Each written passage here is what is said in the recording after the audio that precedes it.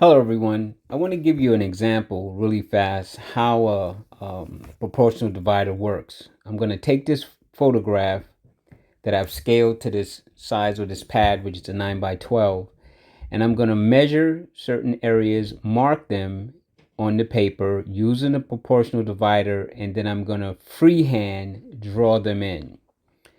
I only need the points to show me how high the basket is, the width or thickness of the rim of the basket, the general placement of the fruits within the basket. I'm just measuring points, and then I'm just going to transfer those measurements to the tape along the border and along the edge of my drawing. So right now I'm measuring just the basket, and I'm going to be taking the rim of the basket, how deep the basket goes in from side to side, putting points there, and then I'm going to quickly freehand those in. I'm measuring now the center approximately of everything, and then I'll measure from the bottom to the top of the middle part of the basket, and then I'll measure the top part of the basket to the fruit. So at this point, I have the general measurements in, and I'm going to freehand. As you can see, I'm freehand. I know it's light, and I know a lot of you are going to say, I can't see, and I understand that, but I'm explaining it, and it'll all develop as time goes on.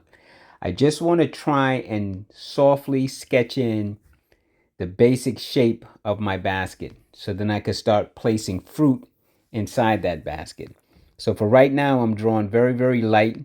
I tried to zoom in as much as possible. I tried to speed it up as much as possible so that you don't have to sit through the boring process of every step.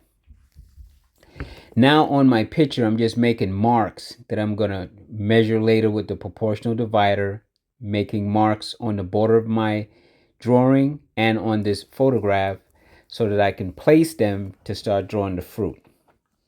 That's going to come in a few seconds. So I'm just measuring, making placements on the picture, and then I'm going to take those measurements and make marks on the white part of my masking tape on the border of my drawing. Then I'm going to freehand the fruit. So even though it gave me reference points, I'm still freehanding to put the picture into the drawing itself. Now the overall proportions are there, but I'm going to eyeball it, which means I'm going to end up making some editing adjustments as I go along. So right now I'm just trying to place everything in. In a few moments, you're going to see all the fruit drawn and placed in the basket, and then I'm going to edit that drawing, freehanding it, eyeballing it to get it more in proportion. So I use the proportional divider.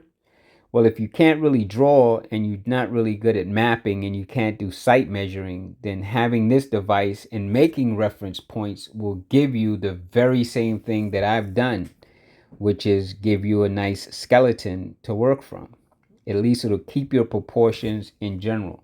Now I'm just working on some of the editing, and I'm putting in a few pieces of the basket's weave, which is going to require a lot more intensity. So I'm just really roughing this in to kind of give you an idea of how that all works and how that worked out with the first drawing that I did of this, which was done with the divider too, proportional divider, but that was on an 8 by 10 canvas sheet, and this is a 9 by 12 acrylic sheet, acrylic paper.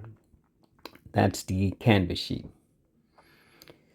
So as you can see, proportionally, it looks pretty decent. And this is all I really need. And now I'm going to go into this drawing, adding more editing and more details now that I have a good proportional outline, which is what the proportional divider does for me. I still freehand, but I use the proportional divider to catch good measurement. So just a quick recap. The proportional divider for me is a great tool to help scale out where and plot and map where and how to draw. You don't need to use it. You don't need to use it all the time. You don't need to use it for its exactness. It really depends on you. Just recapping what I did here. As you can see, try to bring this a little closer. I marked on the page certain areas where things are for me to better understand their placement. I used straight lines, I used lines with a dash, and I used lines with circles to help to kind of distinguish the differences. When it came to the fruit itself, I used a series of dots that were going to be my reference points. Call them anchors, if you will. So the anchor is basically from the edge of the paper to the dot itself, or in some cases the width, which is the edge of the paper to the width of whatever for placement. So I use them in both directions, and I mark my sheets on the side as I mark them on the tape. So let me see if I could bring this up just a little bit. So you can see the same markings are along the edges and along the bottom. This is the 9x12. And this was the sheet that measures 9x12. This was the 8x10.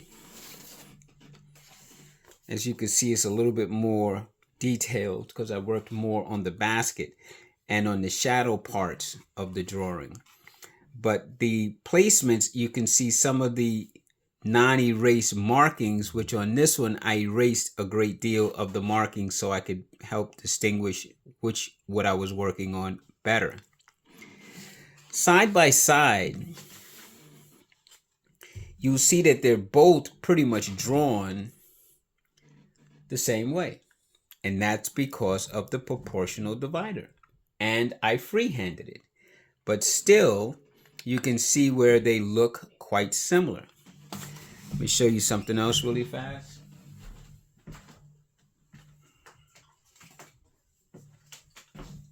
This particular drawing, I'm going to try to bring this up close, was not used with the proportional divider, but you can see the markings where I mapped out where the spacing was.